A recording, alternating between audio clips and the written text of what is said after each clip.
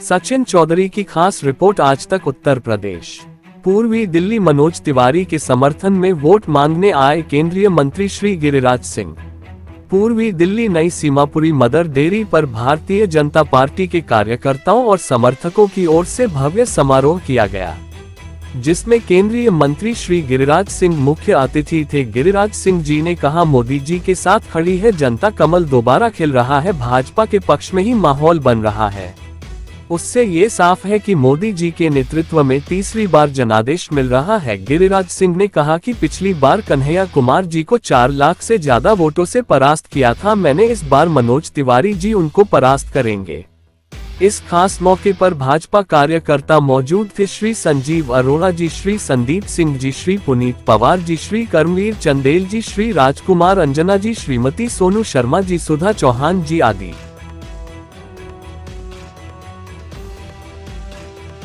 तुम्हारे, क्योंकि तुम तो मेरी बात सुन करके मस्जिद में जाके बोलोगे ही कि गिरिराज सिंह आया था, तो अब सही सही बात सुन लो मेरे भाई।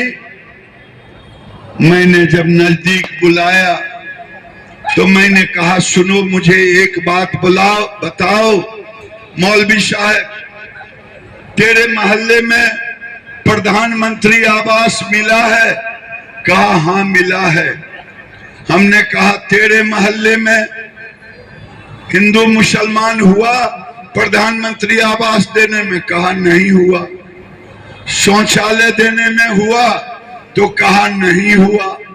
हमने कहा गैस का सिलेंडर देने में हुआ? तो कहा नहीं हुआ। हमने कहा बड़ी अच्छी बात है भैया। 5 किलो अनाज देने में हुआ? कहा नहीं हुआ। हमने कहा भैया ये जो 5 लाख इलाज वाला है वो हुआ? कहा हाँ भैया खूब हुआ। उसमें हुआ हिंदू मुसलमान? हमने कहा नहीं। जब कहा उसने नहीं तो हमने भी कहा नहीं। देखो मोदी जी हिंदू मुसलमान नहीं करते। लेकिन तुम ये बताओ कि तुमने हमें वोट दिया? तो हंसते हुए कहा हाँ दिया। मैं सच्ची बात कह रहा हूं भैया, अपने भगवान की कसम बाद में खाऊंगा। मैं उसकी कसम, खुदा की कसम खा के कह रहा हूं कि सच सच बोल रहा हूं। मैंने पूछा जरा खुदा का नाम लेके बोलो तो उसने कहा नहीं वोट दिया। तो मैंने कहा मोदी जी ने गाली दी थी क्या? तो नहीं। हमने गाली दी थी? तो नहीं। आखिर वोट क्यों नहीं दिया? मैं पूछना चाहता हूं। मैं उस बार भी, मुझे यही टुकड़े टुकड़े गैंग को वोट दिया, फिर भी जमानत जब्त करा दिया। लोगों के, मतदाताओं के आशीर्वाद से। मेरे पास तो कोई पूंजी नहीं थी। मेरी पूंजी तो यही, ये टीका मेरा देख रहे हैं, और बिहार में सिक्का होता है, सब जगह हिंदुओं का सिक्का होता है। मेरी पूंजी तो यही दोनों थी जो सनातन का प्रतीक था। आजकल कुछ सनातन मुस्लिम भी आ गए हैं, अच्छी बात है, मैं उनको धन्यवाद देता हूं। मेरे भाई आप जरा होशियार से रहना। जब चुनाव 25 तारीख को आएगा, मैं अपने पार्टी के अध्यक्ष से निवेदन करूंगा कि सभी पोलिंग एजेंट को कह दो, अगर कोई बुर्का पहन के आए और तुम्हें पहचान में दिक्कत हो तो उनके बुर्का उठा करके देखो। ये तुम्हारी संवैधानिक अधिकार है।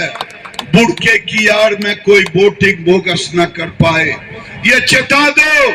मैं खुलेआम चुनौती के साथ कह रहा हूं, ये संवैधानिक अधिकार है, ये इलेक्शन कमीशन के आदेश से है। लोग हर चीज को अधिकार मान रहे हैं, और फिर भी हम इतना अधिकार दे रहे हैं कि रात को अफजल गुरु के लिए 2 बजे दरवाजे खुलते, फिर भी कहते कि मोदी हमें कुछ नहीं देता। अरे तुम तो खा पी करके भी नमक हराम हो, तुम मुझे वोट तक नहीं देते। और मैं दूसरी बात कह रहा हूं, मोदी जी ने पूरे दुनिया में, जब मनमोहन सिंह की सरकार थी, मनमोहन सिंह से पूछा गया कि मनमोहन सिंह ने कहा भारत की संपत्ति पर सबसे पहला अधिकार मुसलमानों का है, सबसे पहला अधिकार मुसलमानों का है। मोदी ने क्या कहा? सबसे पहला अधिकार गरीबों का है, गरीबों का है। क्या गरीबों का होना चाहिए या मुसलमानों का? गरीबों का होना चाहिए। ये राहुल गांधी इसीलिए कर्नाटक में मुसलमानों को आरक्षण दे दिया, हिंदुओं का आरक्षण छीनेगा, कल हिंदू को मुस्लिम बनाने पर जोर देगा, कल पाकिस्तान बनाने पर जोर देगा। मोदी जी विकास के लिए, जहां डिफेंस में हम एक्सपोर्ट कर रहे हैं, आज तक डिफेंस में एक्सपोर्ट नहीं हुआ।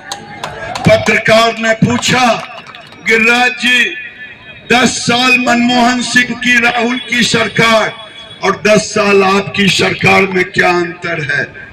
हमने कहा 10 साल में कांग्रेस की सरकार विवादों में घिरी रही और नरेंद्र मोदी